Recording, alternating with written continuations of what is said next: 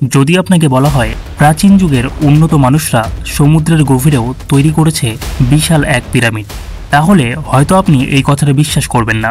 কিন্তু বিশ্বাস না করলেও এই কথাটা সত্য যে মিশরের সভ্যতার পূর্বেও উন্নত মানুষরা সমুদ্রের গভীরেও তৈরি করেছে বিশাল এক পিরামিড। সমুদ্রের গভীরে এই পিরামিডটি কোথায় অবস্থিত এবং কিভাবে সেই পিরামিডটিকে তৈরি করা হলো, চলুন সে বিষয়ে জেনে নেওয়া যাক। আজ থেকে প্রায় 5000 বছর আগে নীল নদের তীরে গড়ে উঠেছিল বিশ্বের অন্যতম প্রাচীন সভ্যতা মিশরীয় সভ্যতা। মিশরীয় সভ্যতার অধিবাসীরা বিজ্ঞান চর্চায় অনেক উন্নত ছিল। প্রাচীন মিশরীয়দের বিজ্ঞান চর্চার একটি উজ্জ্বল দৃষ্টান্ত হলো তাদের পিরামিড। 5000 বছর আগে অন্যান্য সভ্যতার লোকেরা যখন হয়তো শুধুমাত্র কৃষিকাজ করতে জানত, সেই সময়ে মিশরের ফেরাওরা তৈরি করেছিল বিশাল বড় বড় পিরামিড। মিশরের এই পিরামিডগুলোর উচ্চতা প্রায় 150 মিটার। নীল নদের অববাহিকায় 5000 বছর আগে যে সভ্যতা গড়ে উঠেছিল সেখানে খুব সহজেই অনেক পিরামিড দেখতে পাওয়া যায়। কিন্তু আজকে আমরা এমন এক পিরামিডের কথা বলবো যে পিরামিডটি তৈরি করা হয়েছে মহাসমুদ্রের গভীরে। সমুদ্রের গভীরে আশ্চর্যজনক এই পিরামিডটি কোথায় রয়েছে এবং কারাই বা তৈরি করলো এই আশ্চর্যজনক পিরামিডটি, তা জানতে হলে আমাদের যেতে হবে জাপানে। জাপানের রিউকিউ দ্বীপপুঞ্জের দক্ষিণ দিকে অবস্থিত ইয়োনাগুনি দ্বীপপুঞ্জ।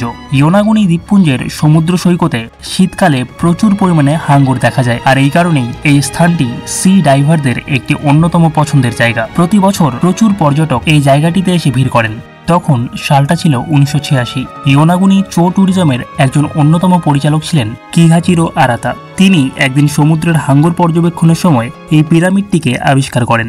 সমুদ্রের নিচে কে যেন পাথরের পর পাথর কেটে সুদক্ষ কারিগরের মতো একটার পর একটা পাথর সাজিয়ে তৈরি করেছে এই পিরামিডটি। এই পিরামিডটি আবিষ্কারের পর জাপানের সমুদ্রতাত্ত্বিক মাসাকি কিমুরা ইয়োনাগুনি দ্বীপপুঞ্জের সমুদ্রের নিচে অভিযান চালান। কিন্তু দুঃখের বিষয় হলো সমুদ্রের গভীরে আবিষ্কৃত এই পিরামিডটি সম্পর্কে জাপানি সরকার কোনো রকম আগ্রহ দেখায়নি। তবে জাপান সরকার আগ্রহ না দেখালেও মাসাকি কিমুরা তার গবেষণাকে চালিয়ে যেতে থাকেন।